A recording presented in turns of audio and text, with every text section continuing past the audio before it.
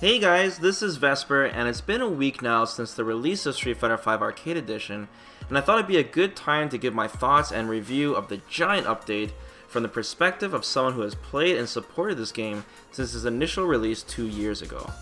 So, ever since the rocket launch of Street Fighter V, which was mostly due to barely any content for a full price game, Capcom has been playing catch up constantly with updates including 2 seasons of characters and tons of tuning. I don't know if you guys remember, but Street Fighter V didn't even have full lobbies at launch, or even a cinematic story mode. The esports scene and crossplay matchmaking pretty much kept the game and community alive since then. Now fast forward to today, with Arcade Edition, Capcom can finally feel confident they have delivered a product that can stand on its own 2 legs, and more importantly set off a siren to all the players that left the game to come back and check out how much the game has changed. So let's start this off by talking about Arcade Mode, which is the main new feature to this update. I'm more of an online match kind of guy myself, and even in the arcade days, I would never put my coins into the machine unless someone else was playing. I didn't play it just for Arcade Mode, but I really like the idea of choosing which series you have to play. It keeps things fresh, and even alters which characters you play based on the series, or even who you'll match up against. Now, unfortunately, I won't get hit with the nostalgic feels like some of you guys, since I missed out on a ton of these games, but it's also really cool that they even changed the skins of the CPU to match the theme of the title, or even make use of the classic stages we get from updates. They pretty much used all the resources in the game so far to make it as accurate as possible as those original titles. We even got the bonus stages to fool around with, and Shin Akuma as a secret boss if you meet the classic conditions. My only gripe with Arcade Mode is the rewards. So although you get some cool artwork which depends on the path and character, you also get no fight money or XP for your character.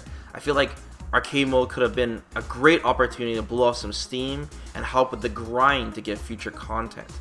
Right now we only have ranked for grinding fight money. Not everyone is comfortable in that environment with only 50 fight money per win as well, and nothing for a loss. It could be quite stressful. I could totally understand that. And I think giving even a little bit of fight money and XP would give both casual or competitive players more variety in Street Fighter V in general. You can even give a better reward based on score or difficulty in Arcade Mode, and you know, it does take a while to complete the whole thing too. It's not something super fast, so I don't think it's too much to ask at this point.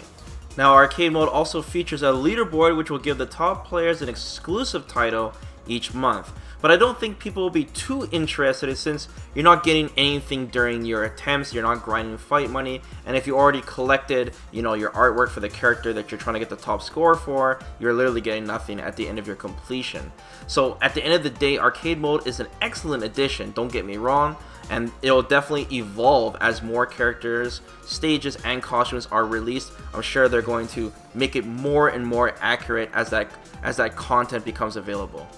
Okay, the next mode we should go over is Extra Battle Mode. This is where Capcom will give players a chance to collect pieces of cool cosplay costumes each month. There will also be Golden Soldiers to help supply more fight money and even crazier challenges like fighting boss versions of characters such as Shin Akuma, which appeared last week, and then word on the street is we're going to get Shadow Nash this week.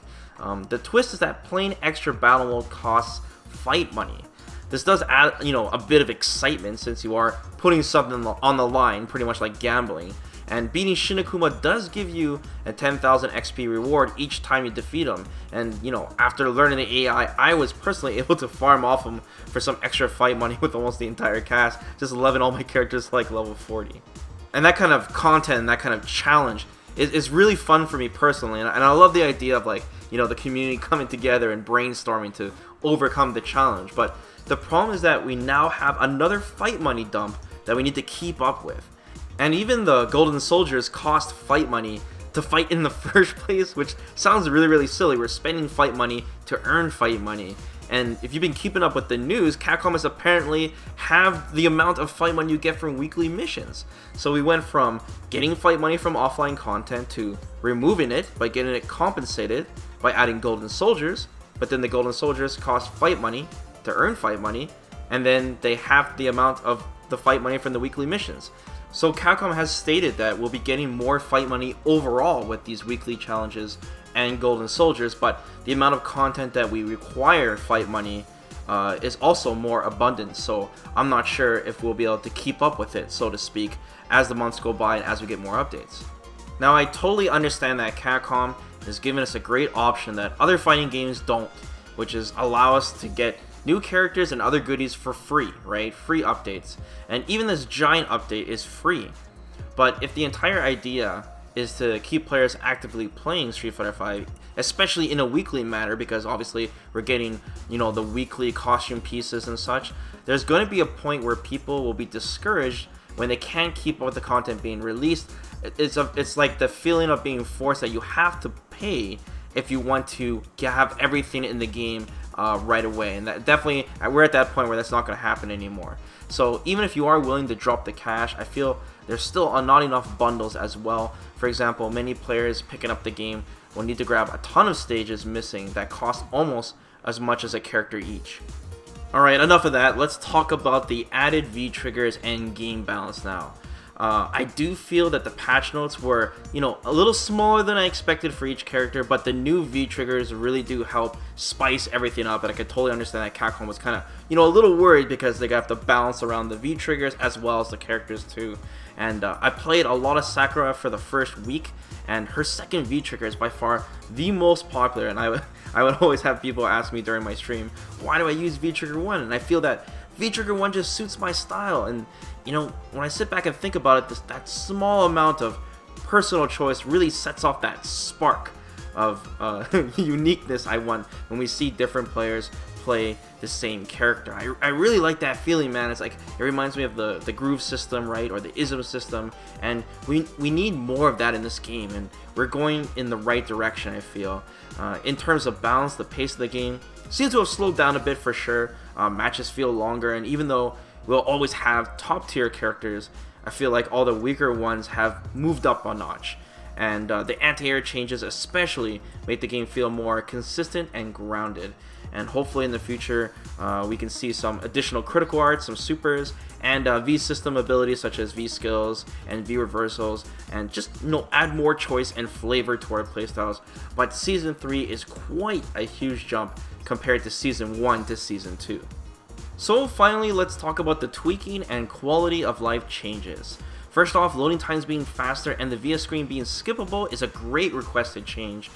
Choosing which V-trigger you want before each match is pretty seamless. It doesn't feel clunky, it doesn't take up any extra time.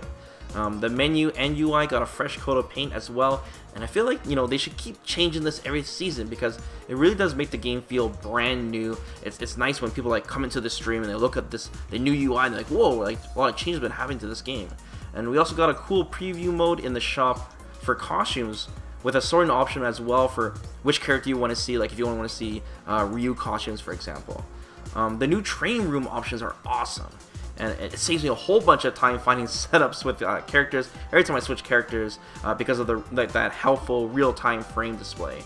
The replays can easily be viewed now without going through a ton of hoops, like saving it to your thing and then watching it from there. You can now just watch it straight from the profile. And the second player being able to hit rematch and speed up tournaments, I mean, finally. There's a ton of other minor things added, and Team Battle, of course, is an awesome addition when friends are over, and I really do hope they add this mode to online someday. So this leaves one giant topic left, of course, which is the netcode and matchmaking system. So nothing has changed from that, and I strongly feel the one-sided rollback is very annoying and will always seem to hurt the player with the better connection. The matchmaking is also still very inaccurate and always matches me with people that are 2 or even 3 countries away from me. I live in Canada, and I'll play people in the US, I'll play people in Mexico, the Dominican Republic, man. I mean, it's crazy. I think this could, just be solved by simply showing us the ping and the flag of our opponent before we even accept the match. And, that way we don't have to, create this giant blacklist of players. So I definitely think that's the next big thing Capcom needs to address. So in closing, Arcade Edition is a complete package that delivers content for any type of player. If you're someone who hasn't purchased Street Fighter V, this should be a no-brainer title to add to your collection and a great value since the price of AE is 40 bones with both Season 1 and 2 passes included, not Sakura by the way. If you are someone who hasn't played since launch, then so much has been added and changed since then that this will be a great time to dive back in and see if you enjoy the changes since the update is free anyways, and if you just want to wait longer, I mean, they're just going to keep adding content. So I think Capcom can finally narrow down the next big issues, which is netcode and matchmaking, and online training mode would be nice too. Street Fighter is planned to be supported till at least 2020 and has reached over 2.5 million copies to this day. The esports scene is stronger than ever, and the online player base is healthy and packed. The future of Street Fighter V looks really bright. So thanks for taking the time to hear my thoughts, guys. Please subscribe to the channel and don't forget to like the video, it really helps out. And yeah, I just want to get this off my chest because so many people are asking about my opinion on Arcade Edition. So let me know what your guys' personal thoughts on it so far in the comments below, and I'll see you guys next time. Take care.